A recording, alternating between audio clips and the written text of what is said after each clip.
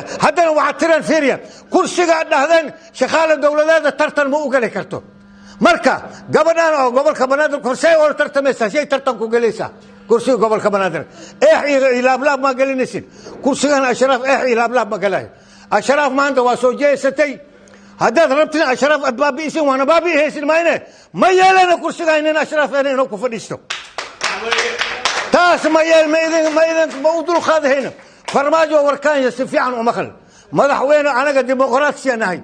ودولة ديمقراطية نمول مع وين لعينا رئيس الوزراء العنبارينا قدومي برلمان العنبارينا أول الوزير لنا العنبارينا ديمقراطية نهي أنك دولة ديمقراطية نهي جمهورية ديمقراطية فدرالك الصومالية نهي أنك وظلمنا أشرافنا شريفك الذي ندعي شريفك دعاية الذي نعلى وجهين يكويا وسخام يا الوعد هرتين يا أشراف لك ظلموها يا أشراف ولا ظلموها يا وريا ورهنا كل لينا والله دقالنك حقنا والله وكبابينا والله وكبابينا والله إلهينا ملائكة تسنو صدقنا سمد ملائكة صدقي والله من دقال ميسو صومالي دمنا مرخلة ولو قديمة والله الصومالية لها واحد يلس إذا بيشتور يا كرسيان أشراف ولا بناك أقمر أشرافته والسلام عليكم ورحمة الله. أنا غير بنادر وأسنقانا سفي عنا لسكو فهن سنة نوال بحوق لنا وأنقانا وحي برتين وأنقانا مركان كهاد لين كرسيان أو إذا كعد علاسك صوصارتين ريد بنادرو ما أحكو أو سهل أكو قاعد كرتين كو أشياء بفيسبوك أصدقتين أكو قاعدين ما أها علمي أخوان بحبل بإنك سو سميسين أو إذن سو جهادين على وباهين يحين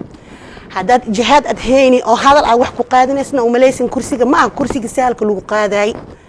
أنا قدرت لي قانا نهاي هوران أصعني هذا نواسي سعنينا هذا الكين كم هرينه كرسينا أنا قا إسكال عدي وصو حد جذبتني حد كذا مريسة بنادر أصل جوكنا حمران أسكول جوكنا وحايدين كذا إسكال عاد إسم واحد هيلي كرتين معها إن فرتي وإذن في عنتا محيانا رجعنا يدمر كان ما هذا سهلا سائلك أملين يسين هروان ولا يقان هذا وانا برندونا وحان تبرينا أمان كعبنا فرجلنا لو سمي درت هذا إلا معنا قف كان ماركتي حضلن أما أن وحشي جانن سيد عام كويهاي صومالي وحلق هونسي إن قفك آموسا إن ورالك يهاي وحلو سمي أنا جانا رالك منهن وحنا لو سمينا وحنا لو سمين دون انتبه من أدول قاضينا هذا ماي باش علوم مدار رفقي كراستان وحا اسكله كرسيغا بندوا اسكله كرسيغا اشراف اسكله كرسيغا قلم شبا اسكله كرسيغا شانشي اسكله كرسيغا رفقي اسكله ما كغنبناي غدي دورشooyin ku soo jiray waan ogahay cadeemaheedan hayna waxaan la fariisanaa madaxdii ka horeysay ee maxaan ku raahdaa madaxweyne farmaajo oo aan ka hubsanaa anagoo og inaan anaga leenahay kursiga waa la ogyahay xaqiiqada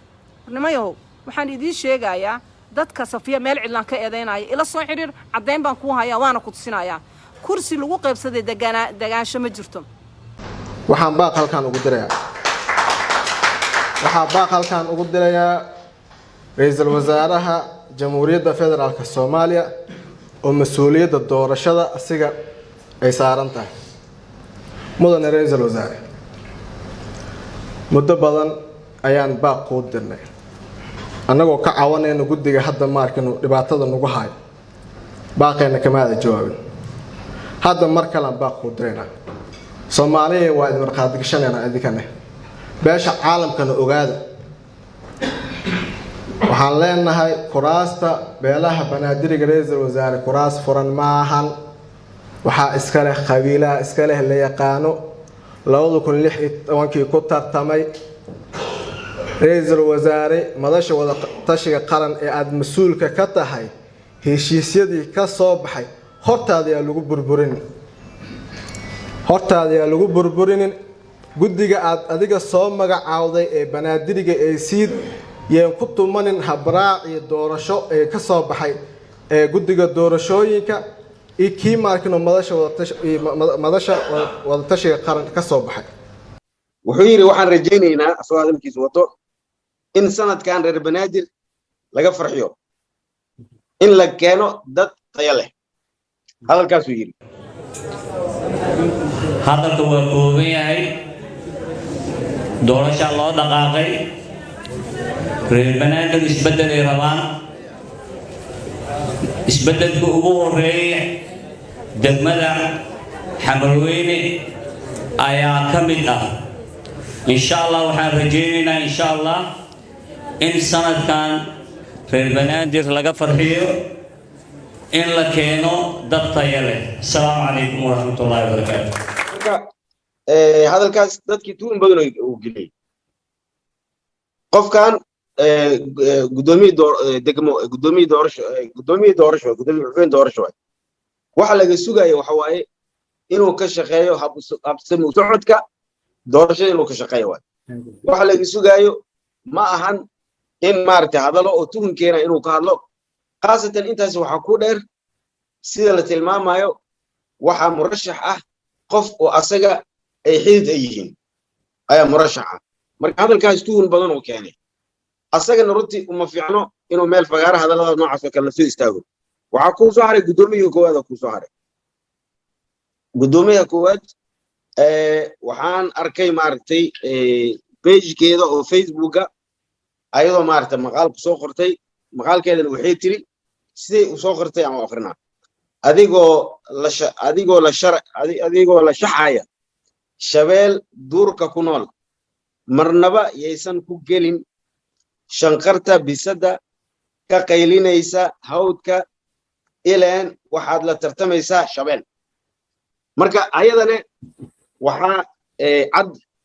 oo maaragtay bannaanka ah oo gambasho aan lahayn oo maaragtay hadda su'aal in laga keena aan u baahnayn in maaragtay odageed wiilka qaba uu murashax yahay weli wuxuu isku maxaa la yidhahdaa isku soo sawiray booster uu ku qoran yahay HOP number ama sumad qabiil kale ay ku astaysan tahay qabiilka asaga uu sheeganayo inuu ka socdo waxaa la yidhaahdaa talweyne moorshe qabiilka uu maaragtay HOP numberkooda meesha kusoo qortane waxaa la yidhaahdaa talweyne qalmasho waa la yidhaahdaa waxaan halkan iskugu nimid ama madashaan saan u wada dhannahay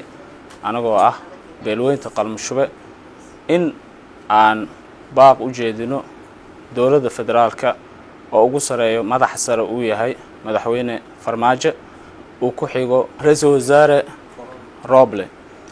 waxaa baaqa adii jeedinayna waxay tahay in faragelin oo geedku gambasho aanan lahayn in lagu hayo kursiga nambarkiisa uu yahay 266 ee leedahay ama ay ku fadhiso beelweynta qalmashube arrimo fara badan ayaan aragnaa maalmahan dambe in media la iska soo istaago ee dad ay iska sheegtaan kursiga ay yiraahdaan anaga iska leh kursigan dadku ku fadhiyo ee cid ku magacaaban waa la yaqaanaa marka tan aan dowladda ka doonayno waxay tahay inay fiiro gaar arrinka u yeeshaan ee muxuu ahaa dadka ay ka digtoonaadaan oo hadallada iyo kelmadaha ay ka soo yeerayso walina baaq gaar waxaan u jeedinayaa guddiga doorashooyinka waxaan leeyahay halkan waxaad u timaadeen inaad ka shaqaysaan cadaaladda iyo shaqada niila idmaday inaad fulisaan marka sidaa darteeda waxaan iga doonayaa sida hawsha nigula dhiibay inaad u qabataan shaarkiinoo nadiif ahna aad meesha ka baxdaan ugu dambeyn kursigan oo maanta ee ku magacaaban yahay beelweynta qalmashube oo nambarkiisa yahay hoob 266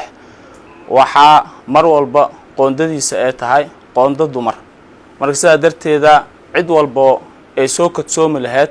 waxaan leeyahay albaabadiina wuu xiran yahay dhuuntiina muxuu ahaa dhuujista waxaan maaragtay idin akrinaa hadal oo ra'iisul wasaare Roble uu jeediyey markuu ansixinayay guddiga qabanqaabada doorashooyinka oo ay ku jiraan maaragtay 11 xubnood ee banaadirga loo magacaabay marka hadaladiisa waxaa kamid ahay in maaragtay ay ka fogaadaan inay maaragtay ku dhaqmaan hufnaan ka fogaadaan musuqmaasuq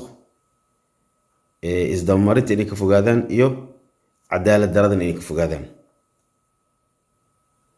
marka wuxuu u sheegay inay waajib ay ka saaran tahay yacni inay ilaaliyaan qoondada haweenka ee soddonka boqolkiiba soddonka ah. qoondada haweenka boqolkiiba soddonka ah. ma fahmaysiin? qoondada haweenka boqolkiiba soddonka dhowr jeer oo kusoo celceliyay. waxaan ka wada waa fahmaysiin oo malaynaa. calaa kulli xaal hadalkiisa waxaa ka mid ah ra-iisul wasaaraha,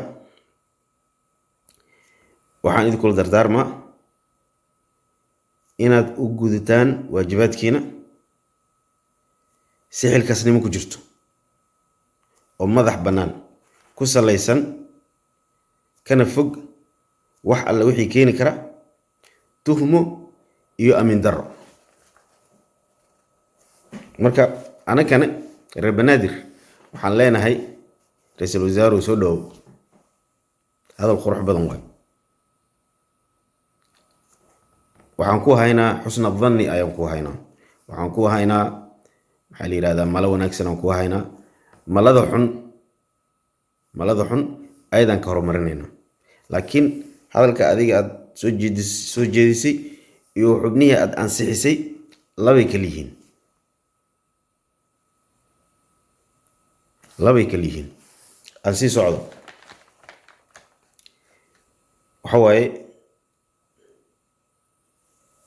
maa yalfidu min qawlin ilaa ladayhi raqiibun catiid. qofka markuu hadal ku hadlo laba malaa'igaa la jirto oo ilaahi subxana wa tacaala na soo raacsiiyey qof kasta. laba malaa'ig raqiib iyo catiid. hadalku ma hadlo. hadal wax ugu yar waay maanta. ficilkiisii kulli iska badaa. ilaa ladayhi raqiibun catiid kiraaman kaatibiina yaclamuuna maa tafcaluun. aayad kool ilaahi subxana wa tacaala ku yiri. aakhiro kitaabkaas gacanta lagaa saara. iqra' kitaabaka kafaa binafsika alyawma calayka xasiiba. ra-iisul wasaare hadalkaas quruxda badan waa kugu haysanaa.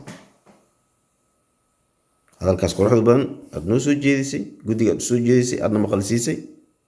meelaan kaaga fadhinaa insha allah. soo dhawaan ku leenahay.